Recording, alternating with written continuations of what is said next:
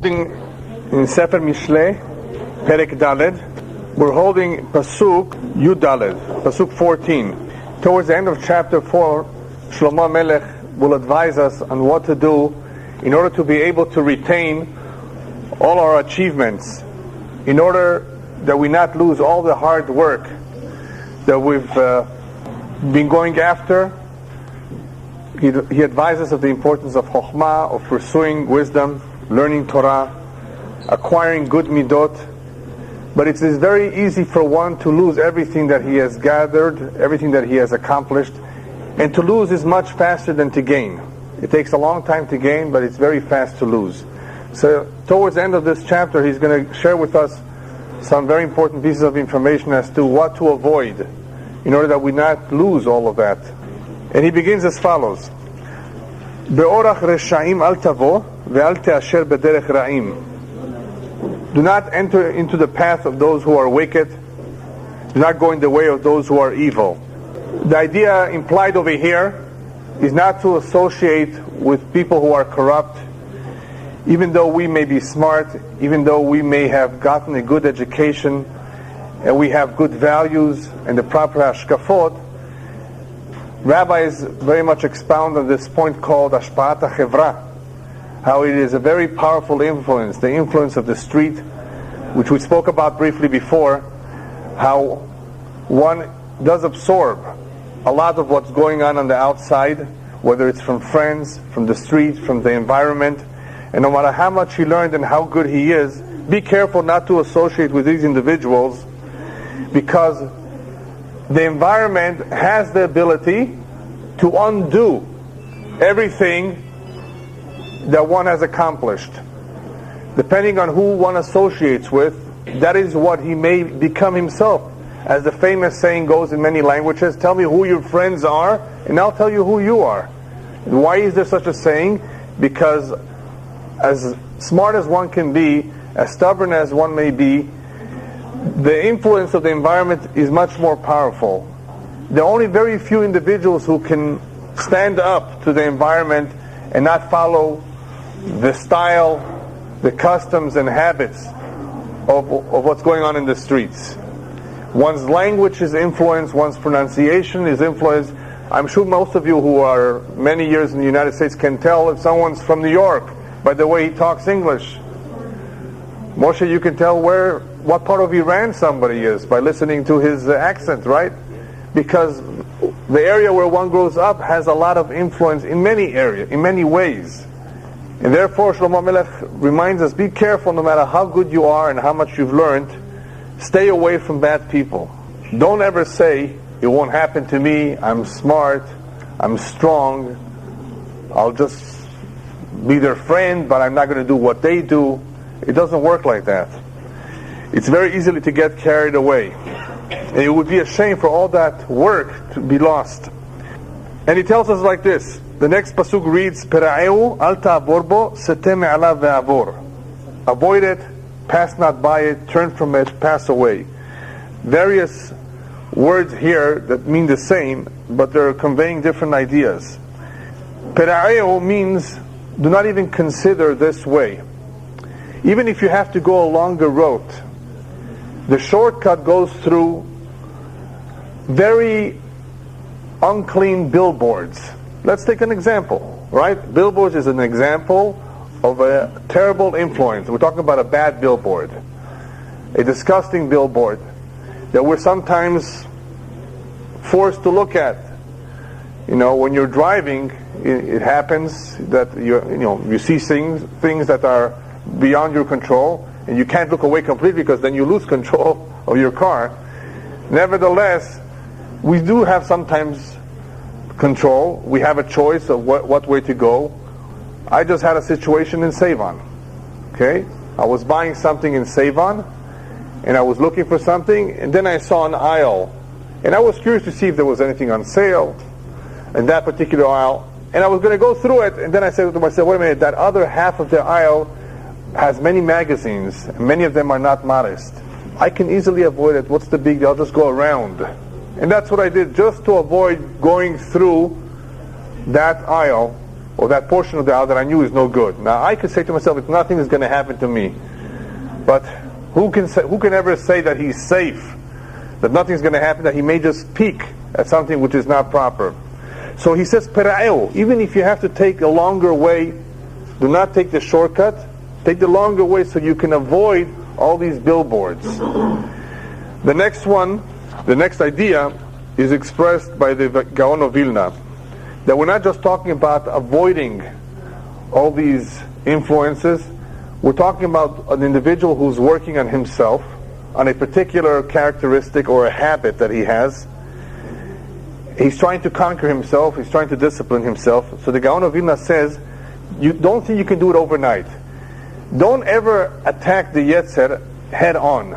One of the ways people attack the Yetzer head on, and they make a big mistake, is when those who want to do teshuvah, they say, I'm going to commit myself to this, to that, and to this. I'm going to go to Shahrit every day, going to go to Mincha, and going to go to Arvir, and going to go to Shiur Torah. I'm going to stop smoking and drinking and everything else. Tafasta merubelo tafasta, the rabbis tell us in different words, if you commit yourself to too many things, you'll end up with nothing. Do one thing at a time. And that's what the Gaon of Vilna says, pera'eu. Pera'eu means slowly let go of it. The next step, after you let go of it, al ta'avor bo, even incidentally, even once in a while, you'll be able to let go of it too. The next step will be that eventually, setem ala ta'avor, that you will be able to let go of it completely. So the Gaon of Vilna reminds us that that is the way to work on oneself, slowly, slow progress. It does not happen overnight. You let go of it a little bit, then you're able to avoid it completely. And this is a very important point when it comes to stopping to smoke on Shabbat. Stopping to smoke is very difficult for those who have been smoking for many years. We're not talking about 1, 2, 3 cigarettes a day. 2 packs a day. You cannot expect anybody to stop smoking overnight. Even though he realizes that he's endangering his life, he's seen x-rays of his lungs, he realizes what's going to happen to his family if he dies prematurely, that may not convince him, because he's stuck, he's addicted. They call it addiction. Addiction is a form of sickness. So how do we get him out of this sickness? We're not concerned now about addiction during the week, we're concerned about Shabbat. We're talking about someone who seriously wants to observe Shabbat, but he has one problem. He can't stop smoking. So there is an additional problem here. There is a Hilul Shabbat. What do we do? What do we tell him? Eat like me. Eat and drink. Chew gum? It doesn't help no. Just eat. I think the experts are all in agreement that the best way to stop is to let go of 1 cigarette at a time. This Shabbat, instead of smoking 35 cigarettes, you're going to smoke 30. 30 only. You don't tell him you're not smoking. It's impossible. Even if you did not smoke, even if you succeeded not smoking this one Shabbat, next Shabbat you won't be able to go back and repeat it. If come to ask you. No, so that's what I'm telling you. That we're saying exactly what the experts say. Let go of a little bit. Can you accomplish a little bit? Can you decrease your number of cigarettes from 35 to 30? And the answer is most people can. And that, little by little, he will eventually decrease his dependency on the nicotine, and that is how he will be helping himself without even the help of doctors, without medication, without psychology, without anything else. If you have the strong willpower, you really have the desire, you care about your family, you care about your life, and you care about the Torah, you care about Shabbat, we're able to work around the situation. It's going to take time. Don't think you're such a macho that you're going to do it in one Shabbat, in one day. Do it a little bit at a time, and if you do it a little bit at a time, you'll be able to do so. That's one of the ideas expressed in these stages of pera'eu al ta'avor bosteme ala ta'avor. Let go of these ways little by little until you can eventually avoid it completely. Next pasuk, ki lo yishnu im lo yareu v'nigzela shnatam im lo yachshilu. He's talking about evil, and he's explaining why is evil, or why is all these forces and all these influences so powerful. Where does it come from that it's so powerful that it can bring down any man? And he says that for they cannot sleep until they have done evil deeds. Their sleep is taken away unless they cause someone to fall. Evil is so powerful that it's not content by just doing evil. Part of the nature of evil is to cause others to do evil too. So but intrinsically, the nature of evil is powerful because it wants to bring others to do evil too. It's not just content and it doesn't stop when it does evil itself. It's actually going after others. As the Kabbalah explains, the Tum'ah tries to occupy any inch that is available in this universe where there was once upon a time Kedusha. It wants to take over. It's a very powerful force that we need to reckon with. It is dangerous. It's after us. In other words, if we sit there and do nothing, it's going to go after us. In other words, you don't have to ask and invite trouble. It's going to come looking for you. It's going to invade your home through the TV, through the internet, through the newspapers, through the magazines. No matter what you do, you have to be very careful. That is the power of evil, that it will not sleep. It's an expression describing this power, that it wants to cause others to do evil too. It's not content by doing evil itself. And therefore, be careful. It's not something just to take lightly. Oh, I'm strong and I can handle it. No, this is stronger than you are. But there's something good to learn about this. There's something good that we can learn even from evil. What good can we learn from evil? Evil works very, very hard. And Mishlei Misasov, great rabbi, Zecher Tzadik Livracha, tremendous rabbi, who one of the things that he used to love to do very much was to try to get Jews out of jail. Pidyon Shvuim, it's a big mitzvah. He used to collect money. I think it was him or it was Rav Levi Yitzchak Barditchev. I want to be fair. I don't want to quote the wrong one. It was one of the two. They were both very much into this mitzvah of helping Jews. And one time the rabbi arrived in town to collect some funds for his big mitzvah, for some mitzvah, and he hears that there is a Jew in jail. What is the Jew doing in jail? He was caught stealing.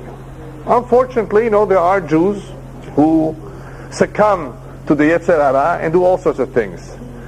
So here we have an opportunity, a mitzvah. The community asked him, why don't you go speak to the thief? Why don't you give him some musar?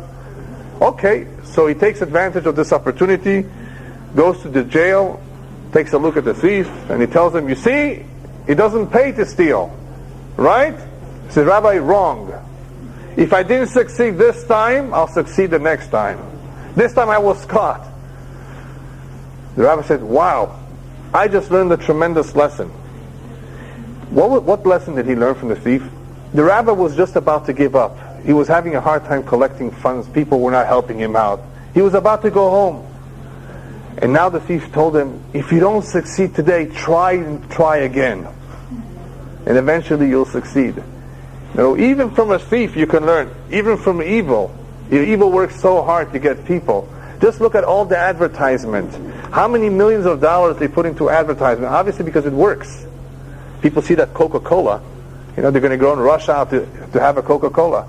Apparently, they know how to manipulate human minds.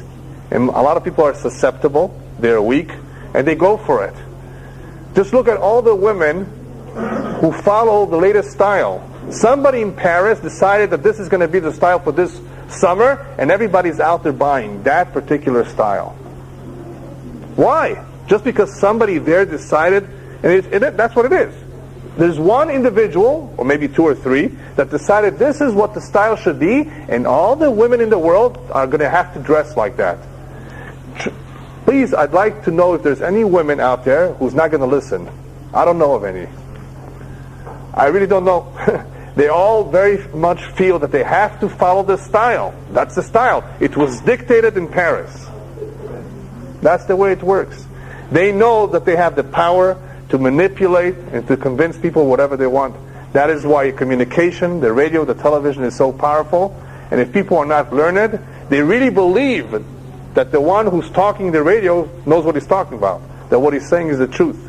And it's usually a bunch of lies. Nothing true comes out from most magazines or newspapers. They're all biased. They all have an agenda. They want to influence you with their thought. Very few are neutral. They'll give you the dry news as it is, without having some of their ideas intermingled with what is being written. The next pasuk, this evil, why is evil so that people who get involved in it have a hard time letting go of it? And that is explained in the next pasuk. Ki lahamu lechem resha v'yain hamasim yishtu. For they eat the bread of wickedness and drink the wine of violence. Shlomo Melech compares evil to food. Food, once you eat it, you taste it, you get used to it, you don't want to let go of it. So he says all these wicked people, the reason why they're stuck is because habits are difficult to let go. Something that you enjoy, you've gotten used to, it's like food.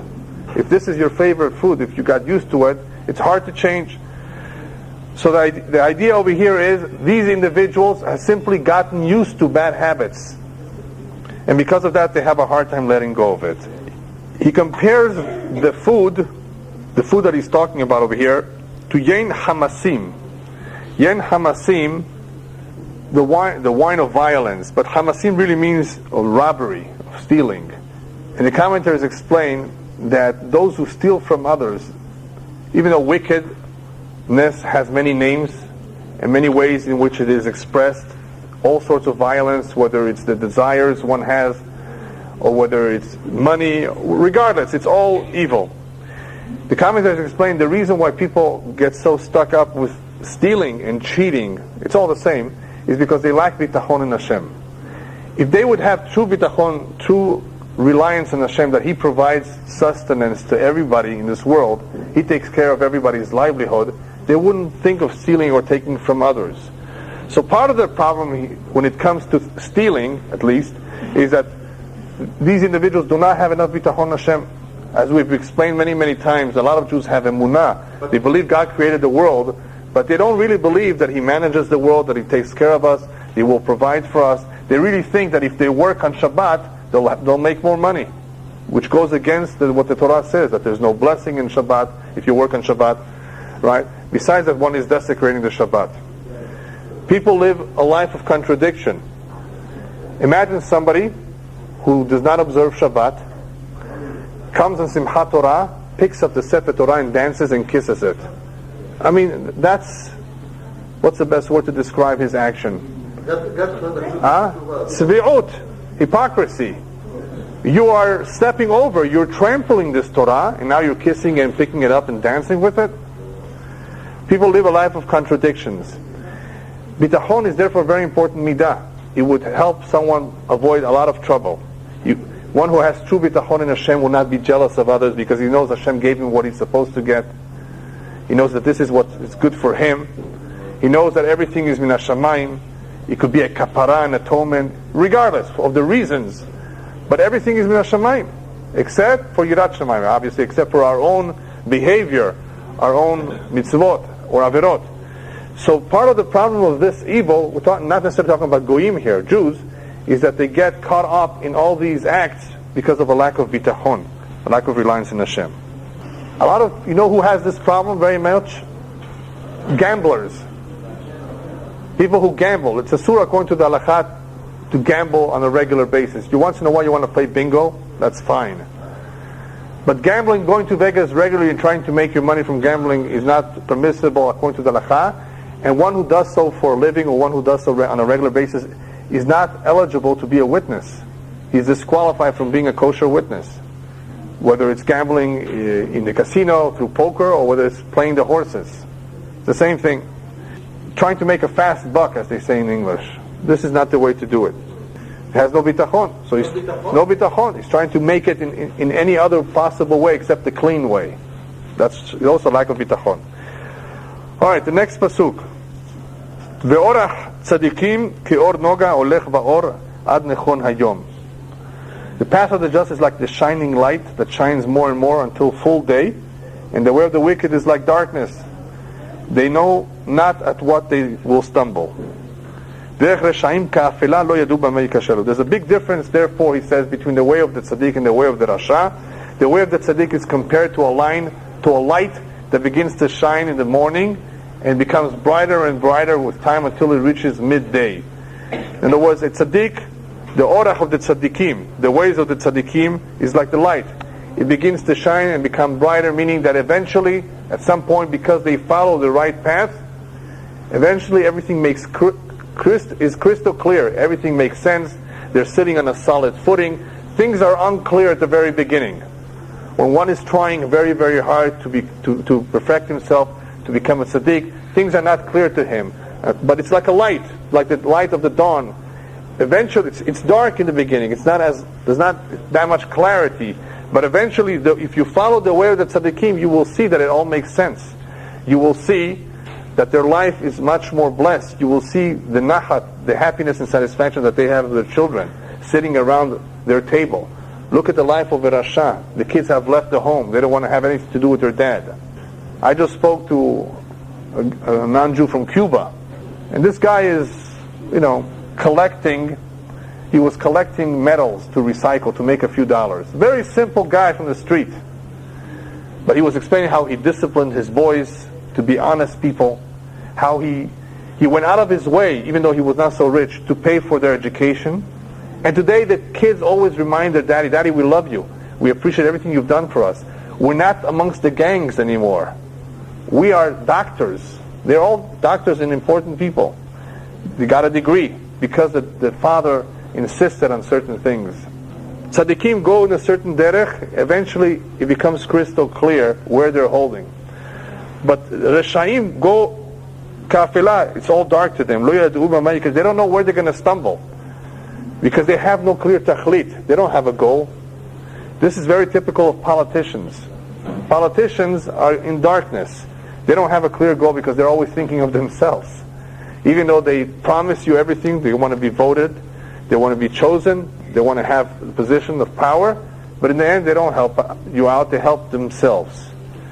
This is all darkness. There's no tachlit. They don't know where they're going to stumble. And the reason why he says they don't know where they're going to stumble is because many times they have a plan, and who cancels their plan? HaKadosh Baruch Hu. HaKadosh Baruch Hu mefir atzatam. And that is why they're compared to being always going in darkness, not knowing where they're going to stumble, as opposed to the tzaddik, who knows where he's holding. He always knows where he's holding, just like the light becomes brighter and brighter, things become clearer to him too. There's a very important musar skill in this pasuk. Rabbis tell us in the Kabbalah that the human being is called holech or mehalech. He's walking. And what that means is that man advances. He's supposed to progress. He's not only supposed to mature and grow physically and emotionally, but spiritually too. He's always mehalech. He's always moving. But moving could be backwards too. And the rabbis tell us that the human being never at any point in his life is he always the same. We are all different this year from last year, either for the better or for the worse, but we're different. I remember when I went to yeshiva in Israel, they told me, you're going to go to Israel, to good yeshiva, B'ezrat Hashem, you're going to spend some time there, you're not going to come back the same. Israel has a tremendous koach. The rabbis tell us in the Gemara, Adbir'ah dar'ad Yisrael mahkima. The air in Israel makes you smart. Unless you're living in the air of Gaza. In certain parts, the air over there may be, with the Arabs, it's different. But for the most part, the air all over Eretz Israel is very, very special because of the tremendous amount of Kedusha. One feels and notices the difference when he's learning there. It's incredible. Everybody who went to learn there will testify that his learning there was much better. Anybody that comes back from yeshiva in Israel, I guarantee you, either is better, a lot better, or is a lot worse. He deteriorated.